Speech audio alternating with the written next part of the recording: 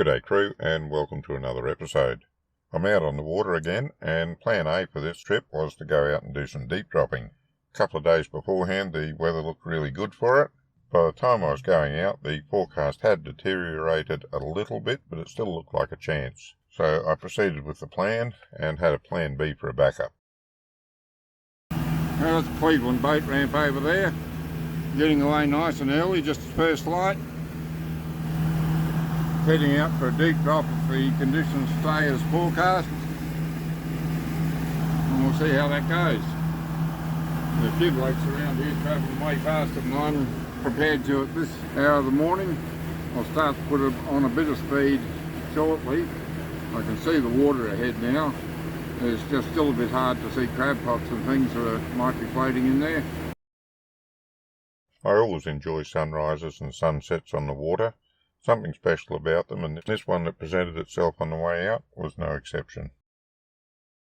And of course with any offshore trip, with any fishing trip if you can in the bay even, first stop is to try and get yourself some live bait. Not always possible and always worth an attempt if you have the opportunity.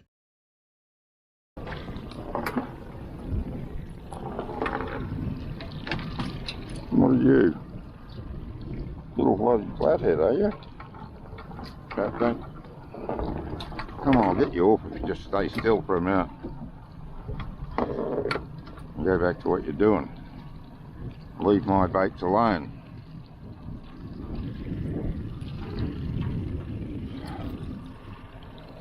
Oh, go on, get back down there.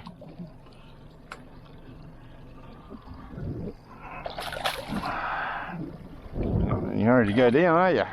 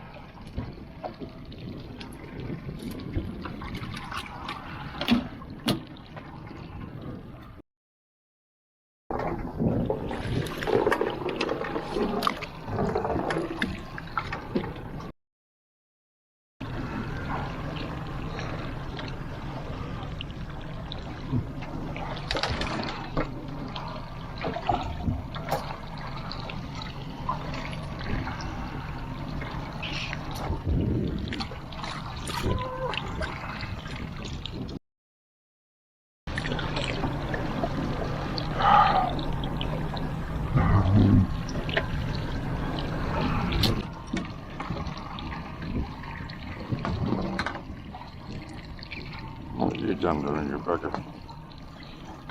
Fixing me up again, have you? You did too. Is it bad though? That's the question. Oops, that's it.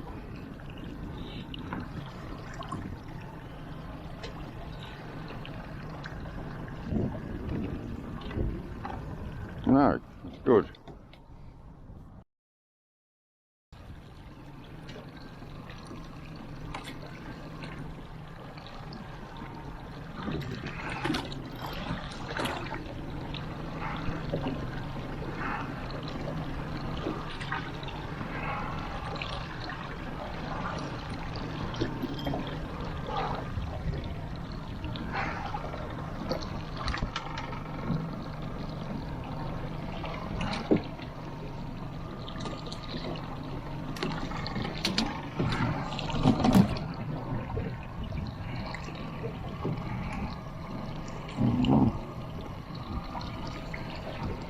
Come on, stay still.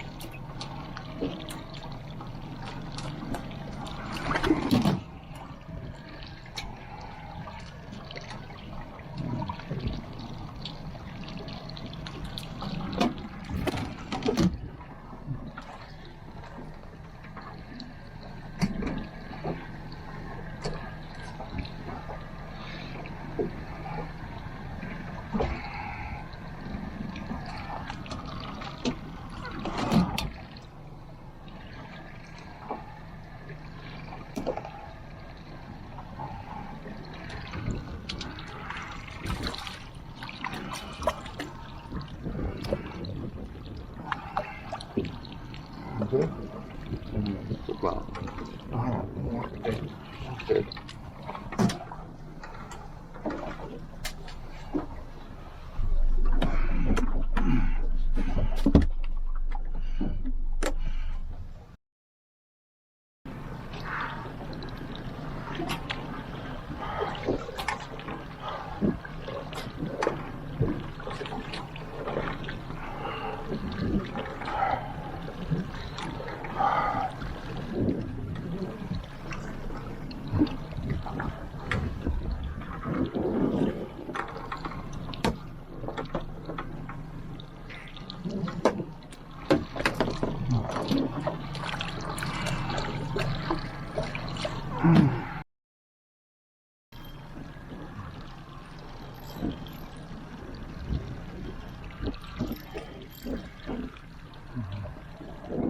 Well, that's it. I've got my rigs all tangled from this wake.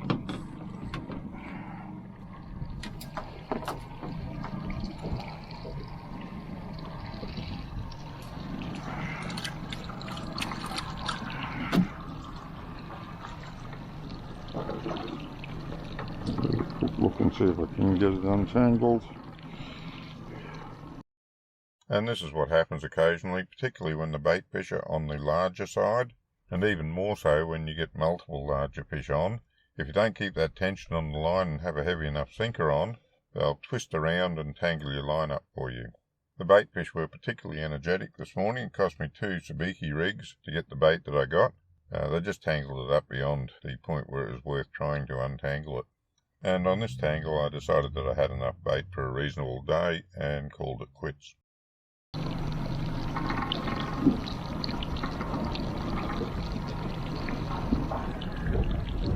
That'll do anyway.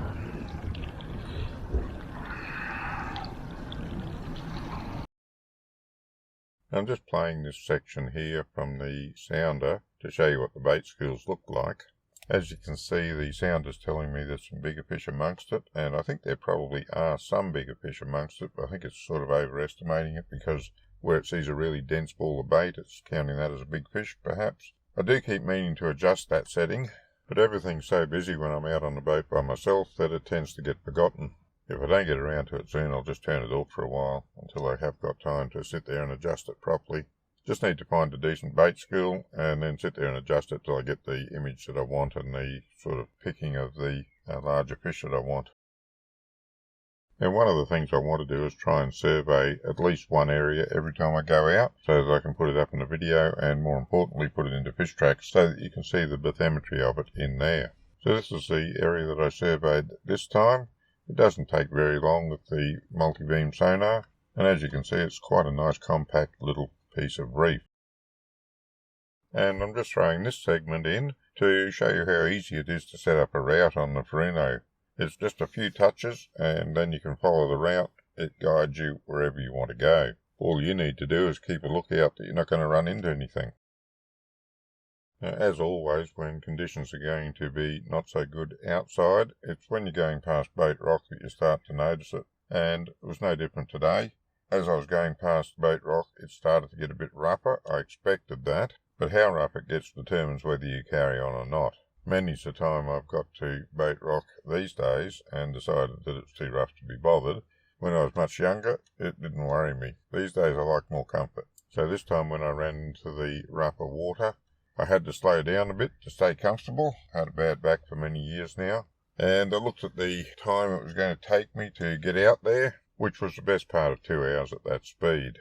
I thought the weather might improve as the day wore on, but it's still best part of 2 hours to get out there and the possibility that it might deteriorate.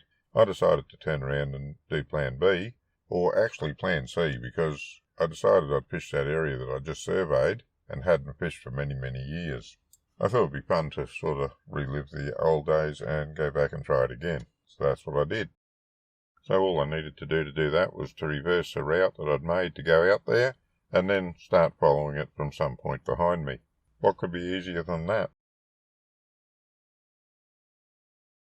Now, as you can see from the area, there's lots of huge schools here, and despite the numbers, I think they're just very densely packed schools of bait. But I do also think that I can see some larger returns down there. and in any event, wherever there's large schools of bait, there's also predators. I don't credit fish with being very intelligent, but they're certainly smart enough to know where to get food. And they'll get food around any reefy structure like this where there's a lot of bait fish holding. Now, how big those predators are is another question. As I say, I think there's some bigger ones down there, but there could also be a lot of just not quite legal ones there as well. The only way for me to find out is to drop a line down and see if I can catch one.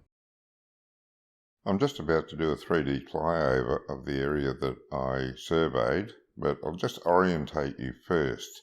If you look at the chart view in this display, you'll see that Shag Rock is just ahead of the boat. The boat's facing almost directly towards it.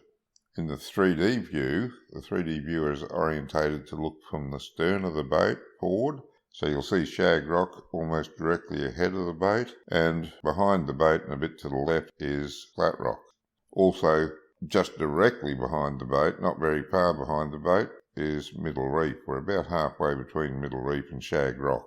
So hopefully that's orientated you. You've got the idea of where we are, so you can sort of understand what's happening in the 3D view. If you're looking for the GPS coordinates, I've given them out in a previous video, and you can probably find them earlier in this video looking on the GPS screen. I always display them on the GPS screen so you can see where I'm at. I'll just let this rotation play through for a little while. This is the 3D view, and it makes it really clear just how isolated and hilly this particular reefy area is. If you look over on the side of the display, it shows whether we're north, south, east or west, just so you can orientate yourself as we rotate around it. And the little black teardrop shows the depth at any particular point. I just move it around a little bit and let it rotate over the various areas. There's quite a range of depths. I think the shallowest is around about 18 metres and the deepest about 27 in the dark blue. That's just rough. So I'll just let this play for a minute so you can really appreciate the amount of structure down there. Up until now I've been playing this through with the general bathymetry data shown as well as the surveyed area that I did. I'll just turn off that general area now so you can see the actual survey. You'll notice it just removes a little bit of the border area, and what you can see that's left is the survey that I actually did. It is more accurate than the generalised survey that's put up on most charts, and valuable in that respect. And just so you can have a comparison to compare the general chart information that you get from any sounder that has 3D charts, or even any sounder that has 2D charts, and this is the level of detail that they actually have. This is it. I've removed my survey from it, and this is the bare normal charts and what they show in this area. As you can see, the survey shows a lot more detail. Up until now, I've been showing the bathymetry that I've scanned with height exaggeration on. I find that makes it easier to understand the actual structure that's down there. I'm turning the height exaggeration off now because I find this way makes it easier to understand the slopes that are involved in the changes of depth. So I'll just let this spin around a couple of times and then we'll continue with the video.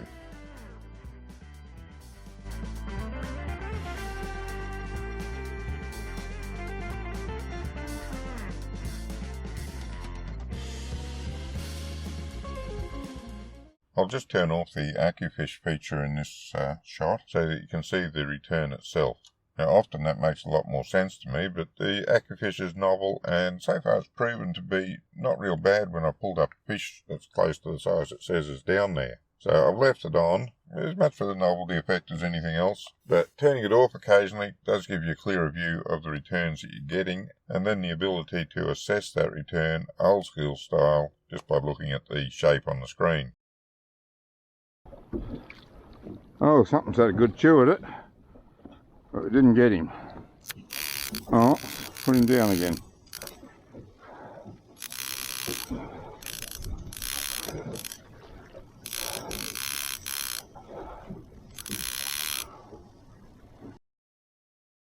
I'll just draw your attention to the bucket that I've got over the side holding the bait fish. That's a bucket sort of like a clothes basket, all full of holes on the side to let the water flow through it easily.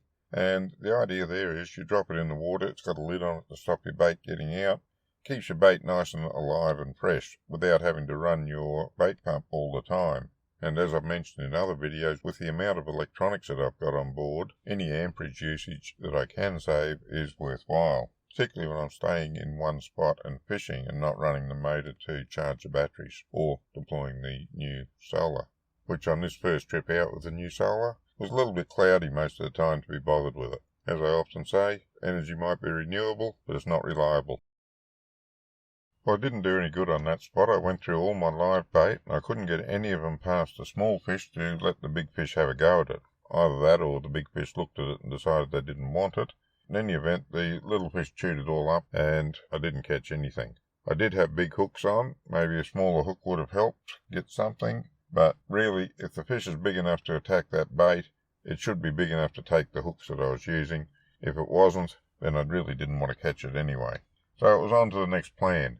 I did have another backup plan. I brought one trolling rod with me. Perhaps I should have bought two, but in any event I had one, and the idea was to come back inside the bay and troll for some mackerel. Some school mackerel, that is. That's what I did. Here I am, back inside the South Passage bar, came back in the Amity Channel again, and I'm turning north to troll up on the inside of the bar area. That's the South Passage bar out there. There's a little bit of white water, but barely enough to find the channel. If you haven't got an idea where it is, much easier when there's a lot of white water around to show you where the shallows are, and you just go through where there's no white water. I'll just point out that this is where the Furuno autopilot comes into its own when you're trolling. I've got the remote sitting around my neck here. If I'm attending to the lines at the back, I can still steer the boat. Make sure we don't run into a sandbank or anything. That's a real bonus. I didn't manage to do my plan for the day. Was wanting to get out for a deep drop. But it was a bit rougher than I thought it was going to be. The wind was up a little bit higher than the forecast. Not much, but enough to put the white caps out there. So I decided not to. It'll be another day. Yeah, the battery charge is working just fine, but the battery's not taking the charge. I suspect now that the problem all along has been the battery. Lesson, don't buy cheap batteries. Expensive batteries working fine, the cheap one's rubbish. So yeah, it didn't work out for me. Thought I might have saved $1 or $2 and been alright, but hasn't happened. So, lesson learned, I'm too poor to buy cheap shit.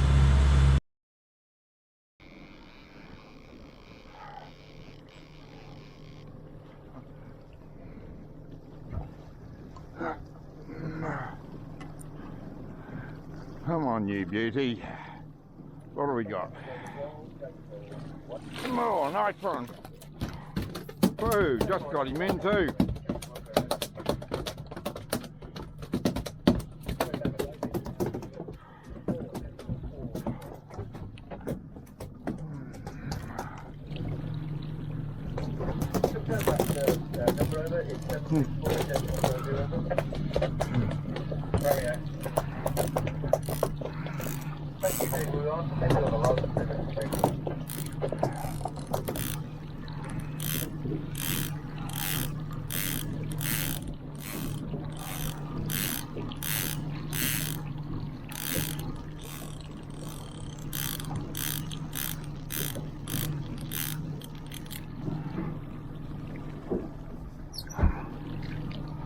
Now, get on you and bleed you.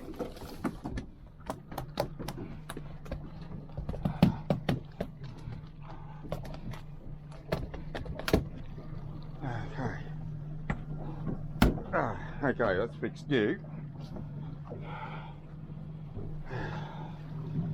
Now, I need to bleed you.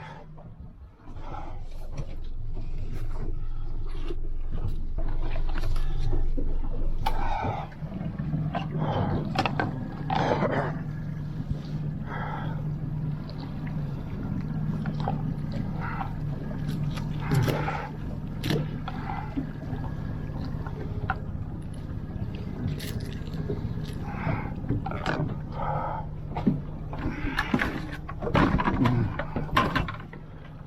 I was being clever putting that in there.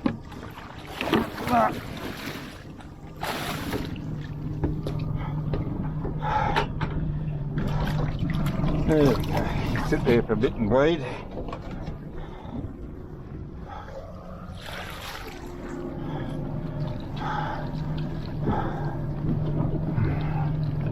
Do something about that before it gets too bad.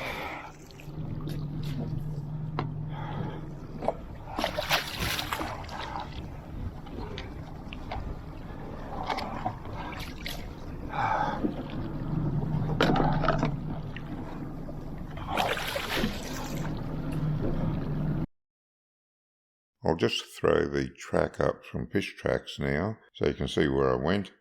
Came out of Raby Bay around the southern side of Peel Island, up the Rainbow Channel, straight out over the bar to do the fishing. And then when I decided that wasn't a good plan, I came back in the bar and turned north to troll along the inside of the bar area, and then back down the Rainbow Channel. If you zoom in on the track, you'll see a couple of little circles there. That's where I picked up the fish and did a circle to see if there was any more. The other thing that's important about fishing is tide times, and I'll try and remember to put these in a little bit more often in the videos so that you can see the tide when I was picking up the fish. And this tide is for the trolling. When I was offshore, I was pretty much on the top of the tide. So that probably wasn't a terribly good time to be fishing there. A little bit of movement and the tide tends to push the bait fish up against one side, and that's when the predators come in to get them. But again, that all depends on the location. Some locations fish best on the top of the tide, some fish best on the bottom, some on the run out, some on the run in, etc, etc. But anyway, if I put this information in the videos, conditions were, and might help you pick up on how to fish the area before you even get out there. And this is the sonar shot just before I hooked up onto the next mackerel. Just point out that there's a bit of rough bottom there, so something around there to attract the bait fish or hold them. And as we come up to the point where I hook mackerel, you can see there's some fish down close to the bottom. And I find that's fairly typical of school mackerel. Spotty mackerel come up to the surface and they bust up, and you can see them feeding on the bait ball. They push it all up to the surface and then dive through it trying to get a feed. School mackerel I find do the opposite. They push the bait down to the bottom and ball it up on the bottom and then feed off of it.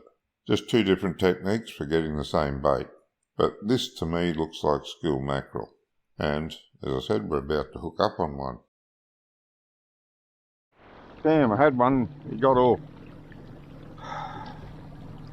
I just let the line go slack. Cannot do that. My fault. Definitely my fault. Never mind, I'll circle back and see if I can get him again.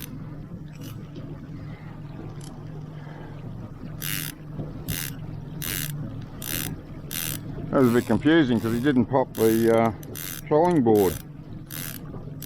I didn't realise I had him until it was too late. I'd already let the line go slack. Alright, circle back and see if I can get him. Trolling around when there's a bit of weed in the water can be pretty hard work. What you need to do is, as soon as you put your rod in, is look how the tip's moving. The tip will be bouncing a little bit. And if you see that motion change, it means one of two things. It means either there's some weed gotten on your trolling board or your line somewhere and it's weighing it down, in which case you need to pull it in and get that weed off, which is what I do here. There's a lot of weed in the Rainbow Channel on this day. Or it could mean that you've got a small fish like a grinner on and you're not going to get anything else while he's there, so you still need to pull it in and get him off. Normally a big fish has popped that board up to the top and you know it's on, but sometimes that doesn't happen either. There's been a couple of occasions where I pulled it in and found I've had a reasonable sized fish on, but the board didn't pop. I don't know why that is. It doesn't happen often.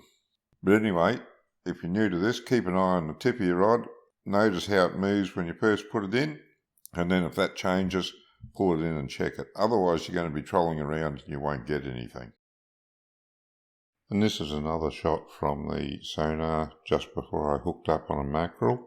As you can see at the beginning of the clip, the fish are concentrated more down towards the bottom, so my guess is the school mackerel is starting to bunch the bait up to have a feed.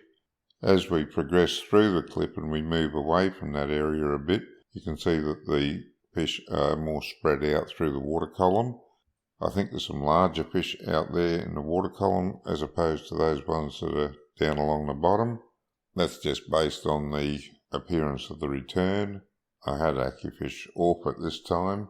I'm just reading the display, so subject to my interpretation. We can note that the 3D display is picking up the fish in the water column more so than the ones on the bottom. And I'm guessing that's because the fish in the water column are bigger or appear bigger to me on the 2D display. Got another one, I think. Pretty sure I have. Yep, definitely. Just don't let that line go slack. Oh, got off again. That's two I've lost like that. Two good ones. I think that hook's a bit blunt. Just two. That'll be why.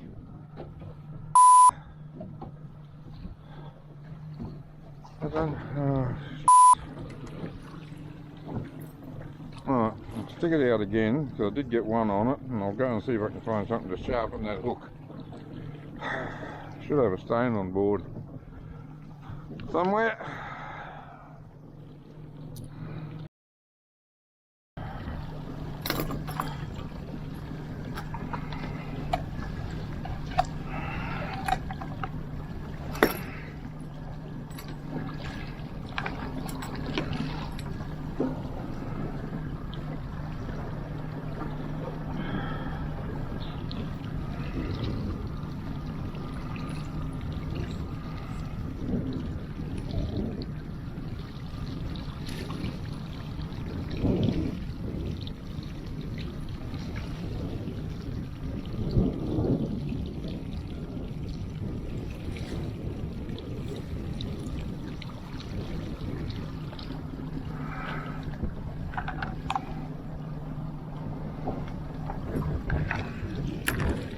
Right. I keep throwing in these shots from the Mayora area as I go past it. I always try to do a different track through it, so you're getting a different look at the area. And the amount of structure there is on the bottom down there, it's always been a good fishing area. I haven't fished it for many years. I keep meaning to go back there and try it again one day. I know it's heavily fished because every time I go past there, there's boats there. But it used to be a really good spot. Used to pull out some beauties out of there. I expect they're still going to be around, although they might not be as plentiful as they once were given the amount of boats that are fishing there. Nevertheless, the bottom is there. It looks good. I see the occasional fish on the sounder when I'm going through that looks decent. I saw a really big one there a few years back, and I just wasn't in a position where I could stop and drop a line to see if I could get it, but it was a beauty. Anyway, that's another story. Slowly building up a really good scan of the Mayora area, and I'll keep at that. For those of you that have got fish tracks, you'll be able to look at it in that. Someone forgot to tie their bait off. Looks like they're getting a lift out to get it. I didn't show this section on the guy that had his boat drift out away from the pontoon so you could have a laugh at him, but rather to illustrate that this sort of thing can happen to anyone. Obviously thought he had it tied up properly, but the knot came undone. Anyway, that brings us to the end of the video. I had a great day on the water. I dropped a couple of fish, which was disappointing. Got the one in. Relearnt my lesson once again about checking hooks for sharpness. And got to fish an old sight. That was fun, although I didn't catch anything. Just everything I bought up had to be thrown back.